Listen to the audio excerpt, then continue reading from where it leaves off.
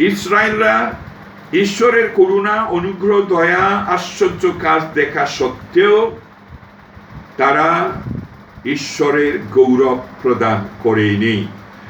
ঈশ্বর তাদের প্রতি এত ধৈর্য ধরেছিলেন, ঈশ্বর ধৈর্য সহকারে তাদের সাথে আচরণ করেছেন, যেটা আমাদেরও ঈশ্বর এখন ধৈর্য সহকারে আচরণ করেন। আমাদের ক্ষেত্রেও তাই আমরা দেখি ঈশ্বর কত করুণা দয়া করেছেন বা করছেন, যদিও আমরা তার বিরুদ্ধাচরণ করি। তিনি আমাদের প্রতি আমাদের পাপা অনুযায়ী ব্যবহার করেন না, আমাদের অধর্ম অনুযায়ী প্রতিফল দেন না। আমরা গীত সংহিতাতে আমরা সেটা পাই 103-এ। সৌর, সিদন বা বাবিলন বা রোমের প্রতি যেরকম আচরণ করেছেন ঈশ্বর, কিন্তু জিহুদি জাতির প্রতি ঈশ্বর সেরকম আচরণ করেনি। এত তাদের প্রতি দয়া অনুগ্রহ করেছেন, যদিও তারা রাগিয়েছেন, ক্রুদ্ধ করেছেন ঈশ্বরকে, কিন্তু তথাপিও তারা ঈশ্বরের গৌরব স্বীকার করেনি। আমরা যেন মনে না ভাবি যে ঈশ্বর সবসময় করুণা করবেন, দয়া করবেন। মনে রাখবেন যে ঈশ্বর ধৈর্যশীল ঠিকই, কিন্তু তিনিও অনেক ক্ষেত্রে আমরা দেখি ধৈর্য আর ধরেন না, তিনি শাস্তি প্রদান করেন। তিনি আমাদের থেকে ফল আশা করেন, এবং আমরা যদি তার ধার্মিকতার ফল দেখাতে না পারি, তাহলে ঈশ্বরের বিচার আমাদের উপরেও নেমে আসবে। ধার্মিকতার ফল উৎপন্ন করি যেন খ্রিস্ট জীবনকে ও সমাজকে উন্নত করতে পারি। হিতোপদেশ কি বলছেন শুনুন। ধার্মিকতা জাতিকে উন্নত করে, কিন্তু পাপ লোকবৃন্দের কলঙ্ক। ধার্মিকতা সমাজকে উন্নত করে, আর পাপ লোকবৃন্দের কলঙ্ক। পাপের কারণে কত রকমের কলঙ্ক, পাপের কারণে কত রকমের শাস্তি আমরা পৃথিবীতে এখন দেখতে পাচ্ছি। আমাদের প্রত্যেকটি খ্রিস্টীয় পরিবার যেন আমরা মনে রাখি যে ঈশ্বর যেরকম করুণা দয়া করেন, ঈশ্বরেরও কিন্তু ক্রোধ আছে, এবং তিনি ভয়ঙ্কর ঈশ্বরও বটে।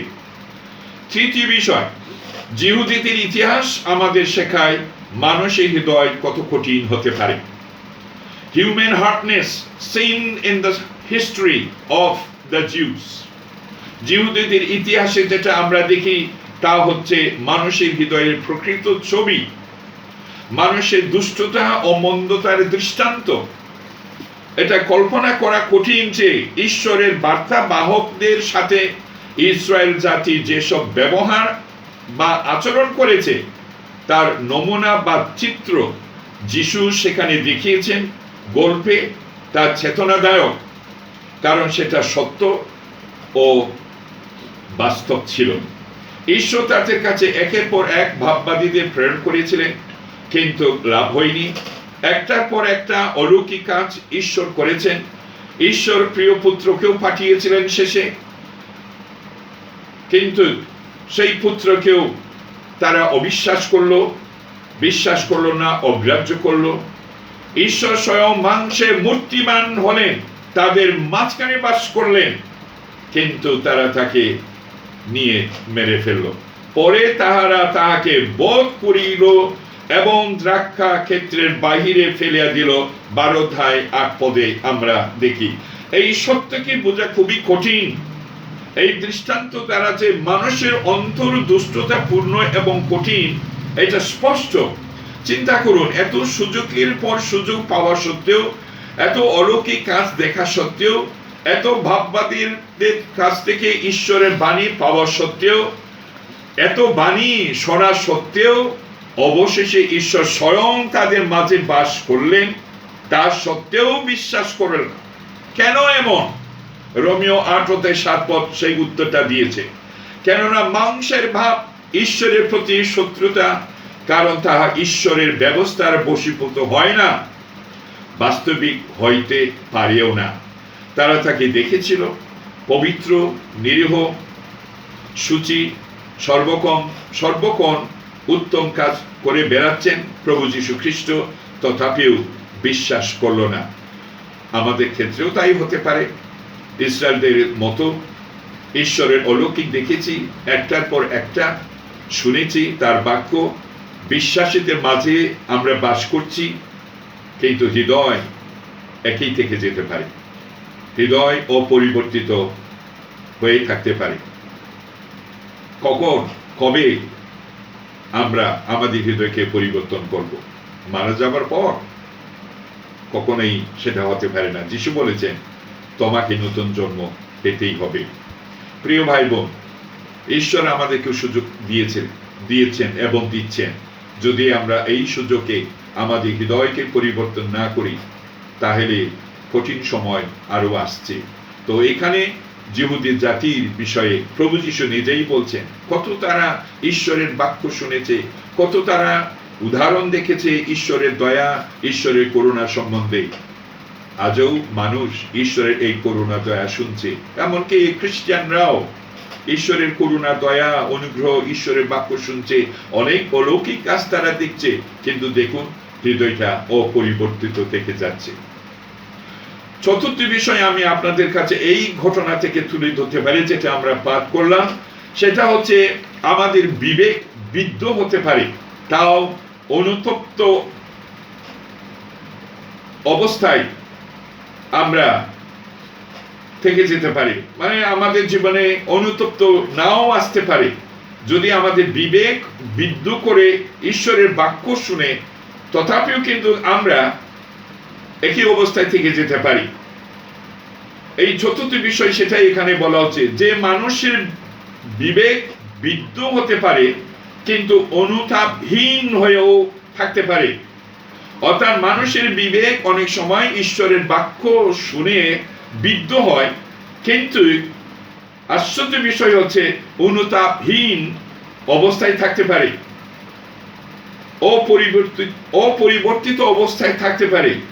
অনেক সময় আমরা ঈশ্বরের বাক্য শুনেছি, আমাদের বিবেক আমাদেরকে দোষী করছে, অথচ আমরা অনুতাপহীন হয়ে থাকি। আশ্চর্য বিষয় এটা। যিশু স্পষ্টভাবে এই রূপক দ্বারা, অর্থাৎ এই ঐতিহাসিক দৃষ্টান্ত দ্বারা যিহুদীদেরকে ইঙ্গিত দিয়েছেন। তাই বলেছিলেন, দ্রাক্ষাক্ষেত্র কারা? তারাই, অন্য কোনো জাতি নয়। ইসরায়েল জাতি ঈশ্বরের বাগান, এবং এই ঈশ্বরের বাগান বা এই ইসরায়েল জাতি, তাদের কাছে কত ভাববাদীরা এসেছে, প্রভু যীশু স্বয়ং তাদের মধ্যে বাস করেছেন, কিন্তু তারা বুঝেছে, জেনেছে, তথাপি তারা কিছুতেই যিশুকে বিশ্বাস করলো না। সেই জন্য লেখা আছে, তারা বুঝতে পেরেছিল যে প্রভু যীশু তাদের সম্বন্ধে বলেছে, কিন্তু দেখুন তাদের হৃদয়টা, তাদের মনটা দেখুন, কিছুতেই পরিবর্তনই হলো না।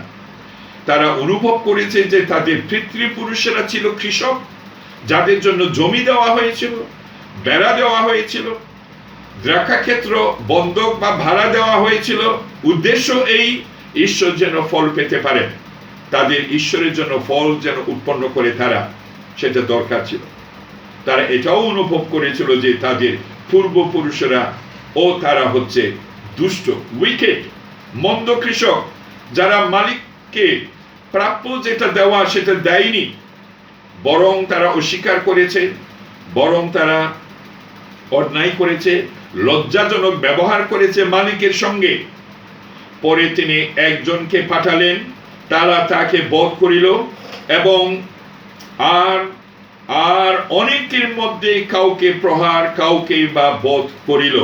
12:5 লেখা আছে। এটা তাদের পূর্বপুরুষদের সম্বন্ধে বলা হয়েছে, তারা অনুভব করেছিল। তারা এটাও জেনেছিল ঈশ্বর শেষে যাকে প্রেরণ করেছেন তাকেও তারা হত্যা করতে যাচ্ছে, তারা চূড়ান্ত মন্দতা ব্যবহার করতে যাচ্ছে, যেটা 8 স্পষ্ট লেখা আছে। এইসব তারা পরিষ্কারভাবে জেনেছিল এবং জানত, নিখুঁতভাবে ঈশ্বর তাদের কাছে প্রকাশ করেছিলেন। তারা জানত এই দৃষ্টান্ত তাদের বিরুদ্ধেই বা তাদের সম্বন্ধে বলা হয়েছে, তখন তারা তাকে ধরতে চেষ্টা করলো। কেন? কারণ তারা স্পষ্টভাবে জেনেছিল, তারা জানত, কিন্তু তারা মন পরিবর্তন করবে না এবং অনুতপ্ত হবে না। সত্যকে জেনে অনুতপ্ত হয়ে পরিবর্তিত নাও হতে পারে। আপনি ঈশ্বরের বাক্য সত্য এটা জেনে অনুতপ্ত হতে পারেন, কিন্তু আপনার জীবন অপরিবর্তিত থাকতে পারে। জ্ঞান ও চেতনা পাওয়া মানুষকে পাপ থেকে উদ্ধার করবে না। সম্প্রতি আমি একজনকে প্রচার করতে শুনেছি, জ্ঞান নাকি আমাদেরকে রক্ষা করবে। কোন জ্ঞানের কথা বলা হচ্ছে আমি জানি না। জ্ঞান আমাদের প্রচুর আছে, আপনি চারিদিকে দৃষ্টিপাত করুন, মানুষ কত জ্ঞানবান, কিন্তু তাদের জ্ঞান কখনোই তাদেরকে রক্ষা করতে পারে না। তো আমরা এখানে কি দেখি যে ঈশ্বরের বাক্য শোনা সত্ত্বেও, জানা সত্ত্বেও তারা অনুতপ্ত হয়ে থেকে গেছে। সেই জন্য আমি আপনাদেরকে বলছি, জ্ঞান ও চেতনা পাওয়া মানুষকে পাপ থেকে উদ্ধার করবে না। কেবল জানা, অনুতপ্ত হওয়া যথেষ্ট নয়। সত্যকে জানলেও হৃদয় অপরিবর্তিত হয়ে থাকতে পারে, যেটা মণ্ডলীগুলিতে আমরা দেখি, যেটা সমাজে আমরা দেখি, পরিবারগুলিতে আমরা দেখি। ঈশ্বরের বাক্য মাসের পর মাস, বছরের পর বছর তারা শুনছে, এবং তারা হয়তো এটাও জেনেছে যে ভুল করছে, তারা দোষী। ঈশ্বরের বাক্য তাদের হৃদয় বিদ্ধ করে এবং করছে, তথাপি আপনি দেখবেন তাদের জীবন যেভাবে ছিল সেইভাবেই রয়ে গেছে। এটা সম্ভব জানা, আমরা ভুল করেছি, আর আমাদের পক্ষে অস্বীকার করাও অসম্ভব। তথাপি অনমনীয় থেকে পাপের দিকে চলে যায়, বা পাপের দিকেই আমরা পা বাড়াই। It is quite possible to know that we are wrong and be unable to deny it, and yet to cling to our sins obstinately and perish miserably in hell.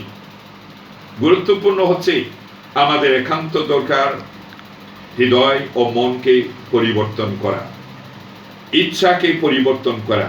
যতক্ষণ না আমাদের ইচ্ছা, মন পরিবর্তিত হচ্ছে, প্রকৃত খ্রিস্টান হওয়া সম্ভব নয়। এই ইহুদীদের মতো না হই, যারা হৃদয়ে বুঝেছিল, অনুভব করেছিল প্রভু যিশুর এই রূপক গল্প দ্বারা স্পষ্ট জেনেছিল, কিন্তু তাদের হৃদয় পরিবর্তন হলো না। সত্যকে জেনেও মানুষ অপরিবর্তিত থেকে যায়। এবার আমরা 12 অধ্যায় থেকে 12 অধ্যায় দেখব 13 থেকে 17 পদে। সেখানে 3টি বিষয়